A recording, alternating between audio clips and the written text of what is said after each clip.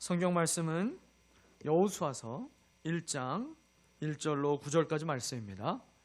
우리 말씀을 한 절씩 교독하고요, 마지막 절은 합독하도록 하겠습니다. 주님의 종 모세가 죽은 뒤에 주님께서 모세를 보좌하던 눈의 아들 여호수아에게 말씀하셨다.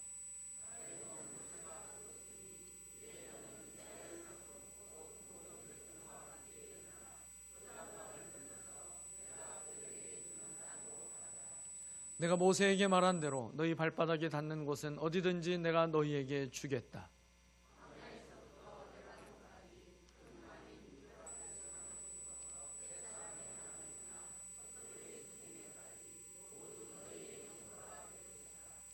내가 사는 날 동안 아무도 너의 앞길을 가로막지 못할 것이다. 내가 모세와 함께 하였던 것 같이 너와 함께하며 너를 떠나지 아니하며 버리지 아니하겠다.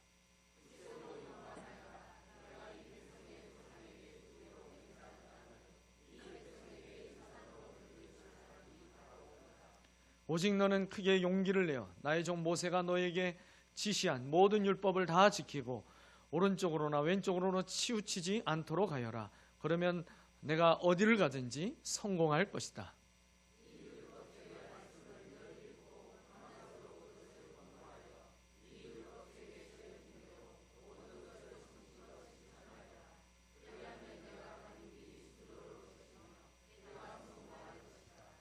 내가 너에게 굳세고 용감하라고 명하지 않았느냐? 너는 두려워하거나 낙담하지 말아라. 내가 어디로 가든지 너의 주 나 하나님이 함께 있겠다. 아멘. 아멘. 굳세고 용감하라 라는 제목의 말씀으로 목사님 말씀 전해 주실 때 큰 은혜 받으시길 바랍니다.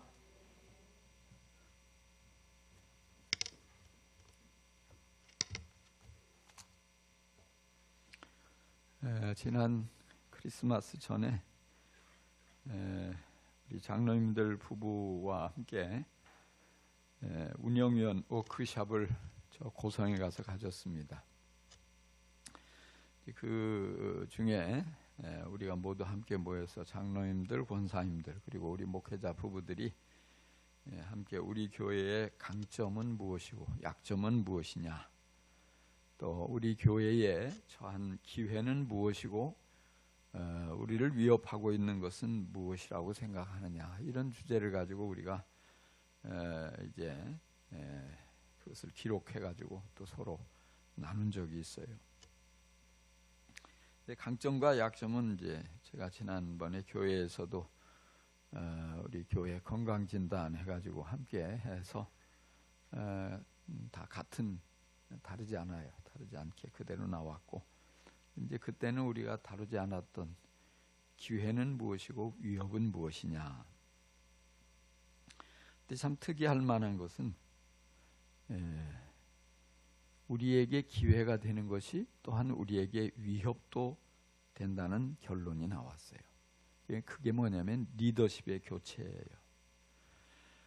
아마도 젊은 지도자로 교체됨으로 인해서 우리 교회가, 특별히 교회 안에 다음 세대들이 힘을 많이 얻게 될 것이고, 또 교인들의 평균 연령도 아주 훨씬 젊어지게 될 것이라는 그런 기대가 기회인 동시에 또한 리더십 교체라는 변화를 통해서 자칫 교회가 흔들릴 수도 있겠다, 이런 우려가 교인들의 마음 가운데 있다는 사실을 확인할 수 있었습니다.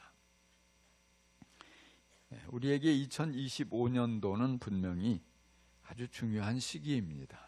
리더십 교체가 있기 때문에 이 리더십 교체가 교회에 아주 좋은 기회가 되는 동시에 또 큰 위협도 되기 때문입니다. 그렇다면 우리가 이렇게 중요한 교회의 건강 진단을 받았는데 그에 대한 처방은 또한 무엇일까요? 이런 위협에 대한 대안은 무엇이 있을까요? 위협이 기후로 끝나고 오히려 큰 기회로 만들려면 어떻게 해야 할까요? 우리가 2025년도가 이미 시작이 됐는데 2025년도를 우리가 어떤 자세, 어떤 태도를 가지고 도전할 때 우리가 승리자가 될 수 있을까요? 우리는 그 처방을 성경에서 찾아야 합니다. 하나님께서 중요한 시기를 지나는 우리들에게 어떤 처방을 내려주실까요? 오늘 우리가 함께 읽은 여호수아 1장 1절은 이렇게 시작됩니다. 주님의 종 모세가 죽은 뒤에 주님께서 모세를 보좌하던 눈의 아들 여호수아에게 말씀하셨다. 이스라엘에도 엄청난 세대 교체가 있었습니다. 모세가 죽고 여호수아가 그 뒤를 이어서 이스라엘의 지도자가 되었습니다. 여호수아는 어떤 기분이었을까 생각을 해봅니다. 천하를 얻은 것처럼 아주 신나고 아주 기쁘고 행복하고 좋았을까요? 실제적으로는 그렇지 않았다고 봐요. 왜냐하면 이 분명히 여호수아의 마음에는 두려움과 불안함이 가득했던 것으로 보여져요.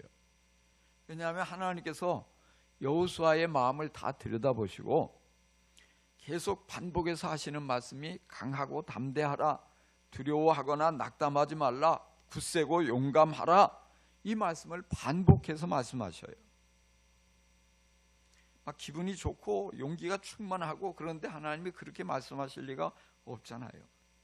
지금 심하게 떨고 있기 때문에, 걱정하기 때문에, 염려하기 때문에 하나님께서 야, 그럴 필요 없어, 떨지 마, 걱정하지 마, 너 아무것도 염려할 거 없어, 강조하신 거예요. 여호수아는 그렇다 치고 이스라엘 백성은 어땠을까요? 신나고 좋았을까요? 새로운 시대가 시작되는데 흥분이 되고 기대감으로 넘쳐났을까요? 백성들도 여호수아처럼 몹시 불안하고 두려웠을 것입니다. 왜냐하면 모세는 어마어마한 기적을 행하는 큰 능력의 사람이었어요. 그에 반해서 여호수아는 아직 지도력이 검증되지 않았습니다. 물론 40년 전에 가나안 땅을 정탐하고 돌아와서 다른 10명의 정탐꾼들 부정적으로 불신앙으로 보고할 때 용감하게 나서서 갈렙과 함께 그렇지 않다고, 하나님께서 그 땅을 우리에게 주실 것이라고, 우리 한번 도전해보자고 그렇게 믿음의 말을 했던 그런 훌륭한 인물이죠. 또 모세가 산 위에서 두 손을 들고 기도할 때 백성들을 이끌고 아말렉과 싸워서 승리를 거둔 그런 주인공이기도 합니다. 그렇지만 모세와는 비교가 안 돼요. 그 노예 민족으로 400년 동안 이집트에서 시달리던 그 백성들, 히브리 민족을 다 이끌고 나온 그 위대한 모세와 어떻게 비교할 수 있겠어요? 그런데 지금 하나님께서는 이제 막 지도자가 된 여호수아에게 요단강을 건너서 가나안을 정복하라고 말씀하셔요. 엄청난 과업이죠. 모세도 못한 그런 엄청난 과업을 하나님께서 여호수아에게 맡겨주셔요. 이제 막 지도자가 된 그에게 말이에요. 그러니 여호수아가 얼마나 떨렸겠어요. 얼마나 두려웠겠어요.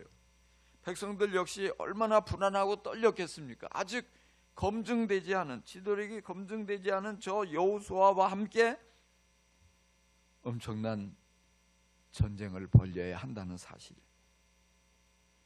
그래서 어쩔 줄 몰라 하는 모습을 그들은 드러내고 있었던 것입니다. 그런 그들에게 하나님의 처방은 명확했습니다. 아주 간단했어요. 아주 한마디로 강하고 담대하라, 굳세고 용감하라, 용기를 내어서 가서 저들을 쳐부수라고 하나님 말씀하시는 거예요. 성경에서 제일 많이 나오는 명령이 무엇일까요? 성경에 보면 명령이 참 많이 나와요. 중요한 명령들이. 근데 서로 사랑하라, 아주 중요한 계명이죠. 수없이 아무리 강조해도 지나치지 않을 그런 계명인데 서로 사랑하라, 가장 많이 나오는 명령은 아니에요. 전도하라, 제자 삼으라, 지상 최대의 명령이잖아요. 그러나 역시 가장 많이 반복한 명령은 아닙니다. 기도하라, 아주 굉장히 중요한 명령이에요. 그러나 가장 많이 반복된 명령은 아닙니다. 그보다 더 많이, 더 자주 수없이 반복된 명령은 두려워 말라예요. 뭐라고요? 두려워 말라. 어떤 분이, 저는 못 세봤는데 어떤 분이 세보고서 365번이나 나온다고 그래요. 왜 365번일까? 1년이 365일인데 우리는 날마다 두려움에 직면하는 거예요. 이 말씀을 기억하고 하나님은 두려워하지 마, 두려워 마라, 내가 있잖아, 걱정하지 마, 하나님 말씀하시는 거예요. 두려워하지 않는 게 왜 이렇게 중요해요? 두려움에게 굴복하며 우리는 축복의 자리로 나아갈 수 없어요. 두려움에 사로잡히면 우리는 믿음이 성장할 수도 없어요. 늘 제자리에 머물게 됩니다. 두려움은 우리가 사명을 시작하기도 전에 우리를 그냥 그대로 주저앉혀 버리는, 우리를 침몰시키는 아주 무서운 영적 바이러스예요. 두려움은 하나님을 신뢰하며 살아가기로 결단한 우리로 하여금 우리의 그 믿음을 뿌리채 흔들어 버리는 그런 아주 위험한 것이에요. 그래서 사람들로 하여금 무기력하게 만들고, 사람들로 하여금 뒷걸음질 치게 만들고, 사람들로 하여금 불행하게 만드는 가장 큰 사단의 아주 단골, 그 방해 전략, 이게 두려움이기 때문에 하나님은 두려워하지 말라고 강조하시는 거예요. 여러분, 두려워하지 마시기 바랍니다. 지금까지 우리가 하나님의 능력을 많이 경험했잖아요. 기도 응답을 많이 경험했잖아요. 하나님의 살아계심을, 하나님이 우리 편이 되어주심을. 그런데 왜 또 조금만 어려운 일을 만나면, 큰 일을 감당하려고 하면 두려움 가운데 벌벌 떨고 있는 것입니까? 하나님께서는 우리와 함께 우리를 사용하셔서 지금까지 많은 것을 성취하셨잖아요. 그런데 왜 꼭 어떤 일을 맡기려고 하면은 자신 없어 하고, 그냥 자꾸만 나는 못한다고, 다른 사람 시키라고, 그렇게 자꾸만 물러서려고 하십니까? 우리가 그렇게 실패를 두려워하고 또 조금만 어떤 이 자그마한 그 비난 앞에 흔들리고, 그런 모습을 주님은 너무나 안타까워하셔요. 우리에게 더 큰 복을 주시려고, 우리를 더 귀하게 사용하시려고, 우리를 통해서 하나님의 큰 능력을 경험하게 하시려고 하나님은 끊임없이 우리에게 두려워하지 말라고 말씀하십니다. 여러분, 두려움을 물리치고 새해 마음을 강하게 하고 용감하게 도전하며 앞으로 전진할 수 있기를 간절히 축원합니다.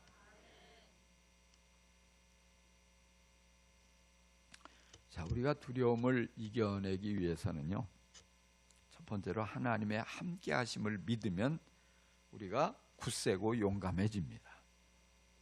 하나님이 나와 함께 하신다는 사실을 여러분 믿으시기 바랍니다. 오늘 우리 읽은 5절을 보면 내가 모세와 함께 하였던 것과 같이 너와 함께하며 너를 떠나지 아니하며 버리지 아니하겠다 말씀하셔요.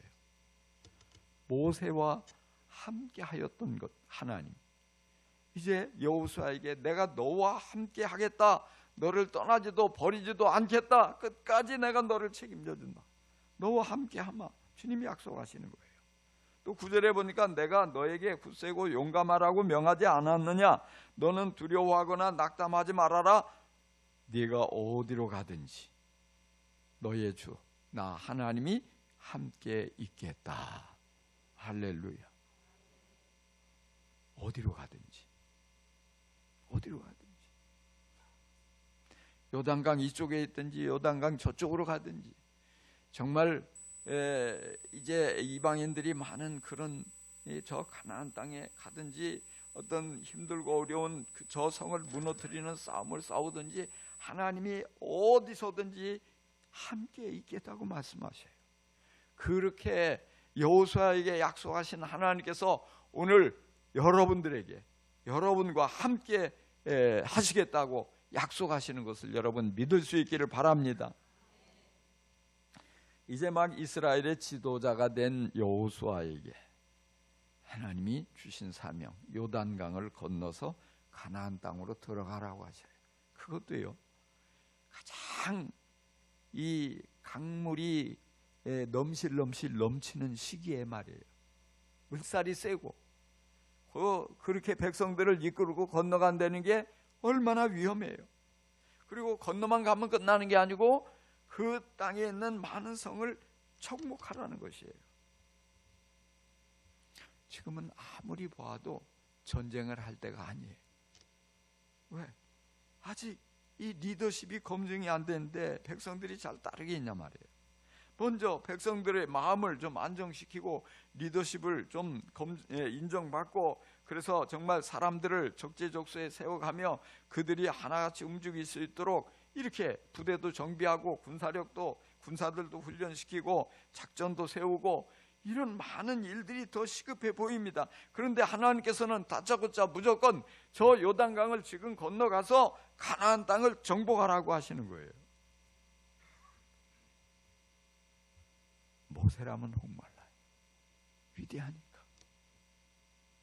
근데 여호수아는 지금까지 모세에게 수종을 들던 보통 사람이라고, 평범한 사람이라고요. 그가 리더십을 발휘해서 백성들에게 명령을 하면 누가 따라줄 것인가, 얼마나 잘 따를 것인가, 아직 확신이 서지 않는 그런 시기예요. 그러니 얼마나 두렵겠어요. 게다가 이 전쟁은 보통 불리한 전쟁이 아니에요. 힘겹게 요단강을 건너간다 할지라도 앞에는 튼튼한 성읍들이 버티고 있고, 그 성읍 안에는 아주 강력한 군사들이 아주 좋은 무기들을 준비해 가지고 방어하는 거예요. 맞서 싸우기가 어렵기 짝이 없어요. 훈련되지 않은 백성들을 이끌고 또 무기도 변변치 않은데 막강한 상대와 싸워 승리하고 정복한다는 거 보장이 없잖아요. 근데 어떻게 두려운 마음을 떨쳐버리고 순종할 수 있느냐 하는 거예요. 하나님 말씀하셔요. 내가 너와 함께하마.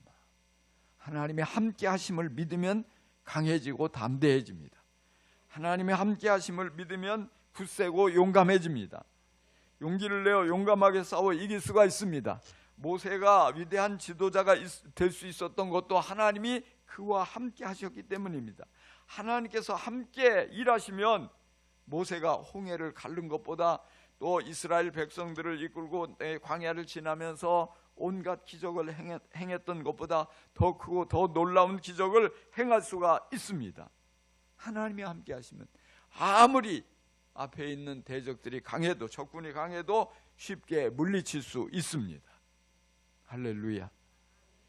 하나님이 함께 하심을 믿을 수 있기를 바랍니다. 전 여러 번 얘기했지만은 교회 개척을 참 쉽게 한 사람이에요.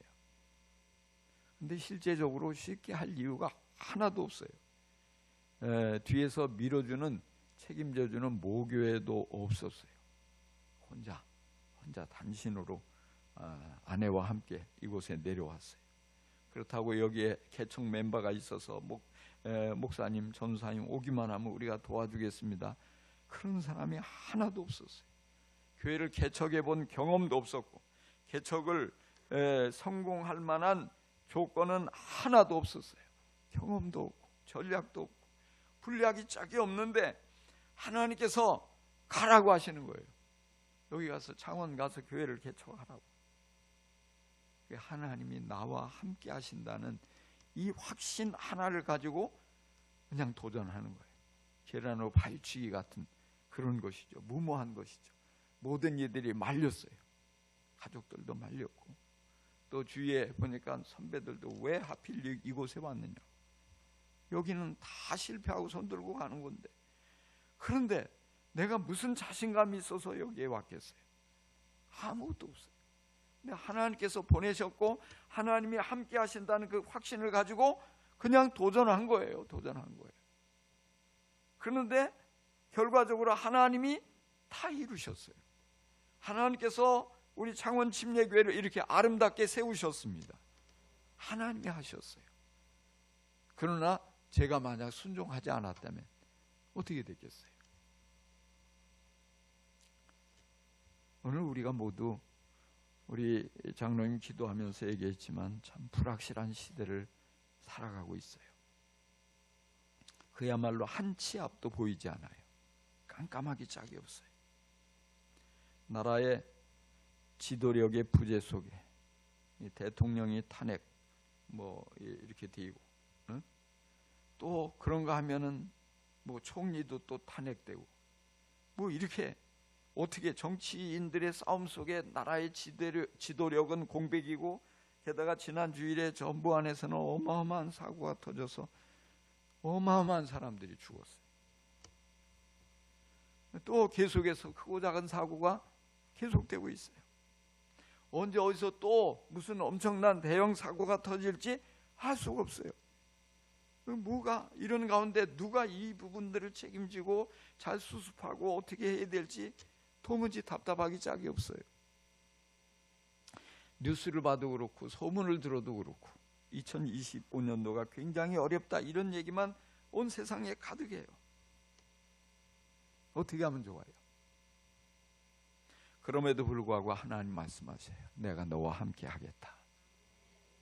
내가 모세와 함께 하였던 것처럼 너와 함께하며 너를 떠나지 아니하며 버리지 아니하겠다. 하나님이 약속하십니다. 하나님이 함께 하시면 어려운 시대를 살아가지만 우리가 모두 극복할 수 있습니다. 승리할 수 있습니다. 좋아질 수 있습니다. 여러분, 이 믿음을 가지고 이 한 해를 달려갈 수 있기를 간절히 축원합니다. 또한 우리는 리더십 교체의 시기를 지나면서 두려움과 불안함과 마주하고 있습니다. 우리 교회가 더 잘 돼야 되는데 더 잘 될지 알 수가 없어서 걱정입니다. 어떻게 될지 불안하고 걱정 투성이에요. 그런데 하나님 말씀하셔요. 내가 너에게 굳세고 용감하라고 명하지 않았느냐. 너는 두려워하거나 낙담하지 말아라. 네가 어디로 가든지 너의 주 나 하나님이 함께 있겠다. 할렐루야.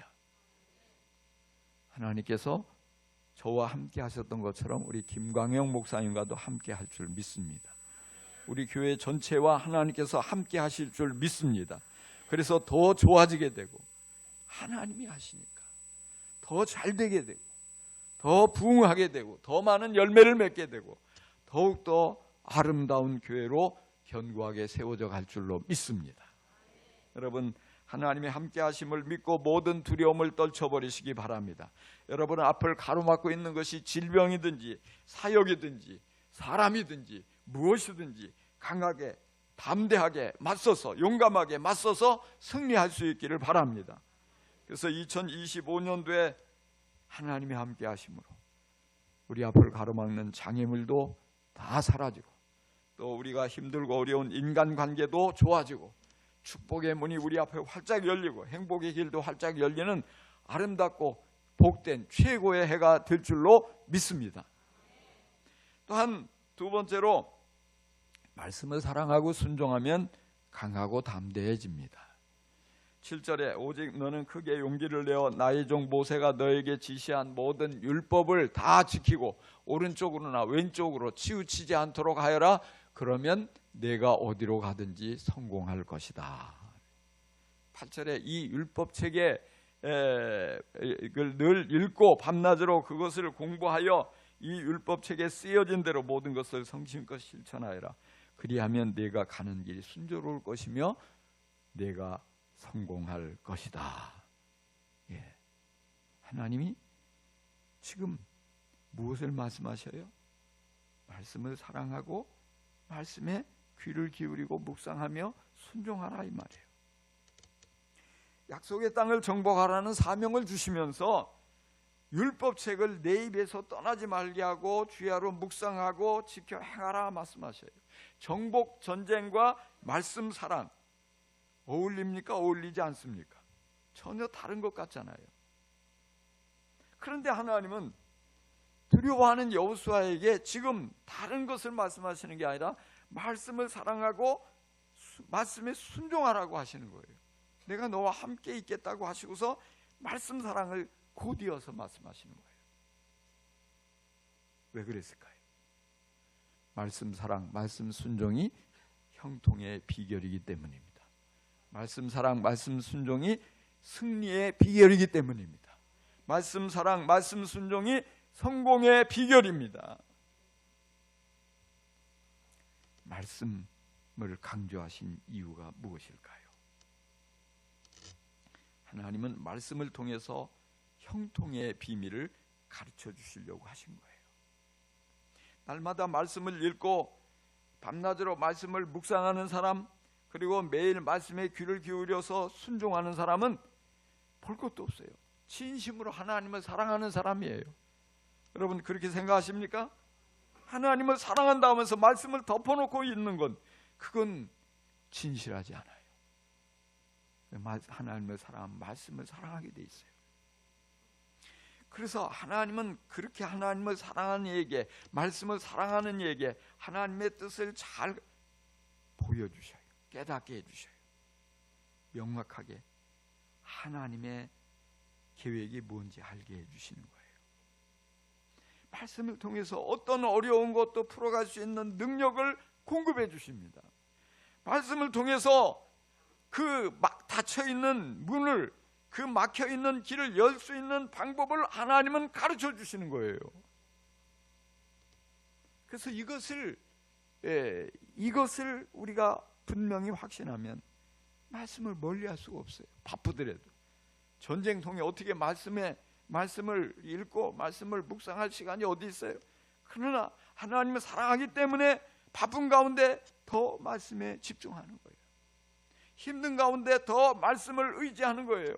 시편 1편에도 복 있는 사람은 오직 여호와의 율법을 즐거워하여 그 율법을 주야로 묵상하는 자로다. 저는 시냇가에 심은 나무가 시절을 쫓아 과실을 맺으며 그 잎사귀가 마르지 아니함 같으니 그 행사가 다 형통하리로다.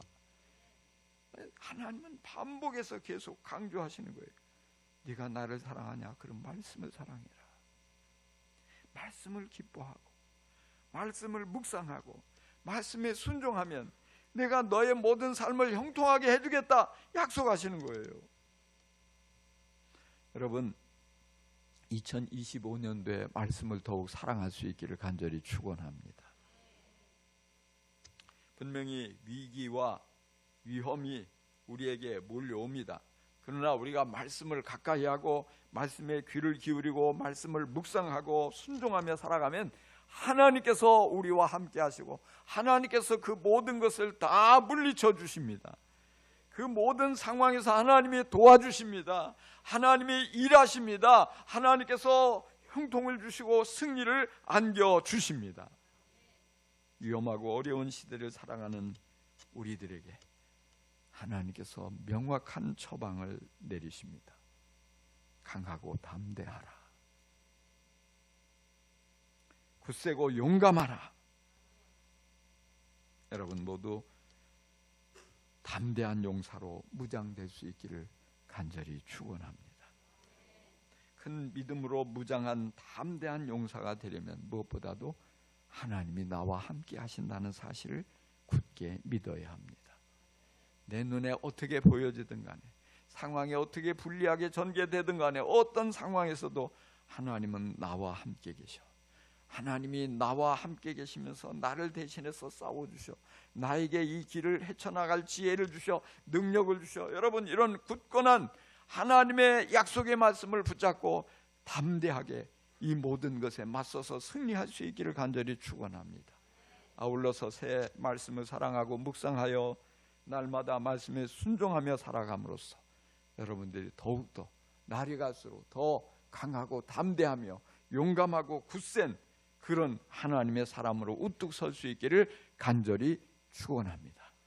기도하십시다.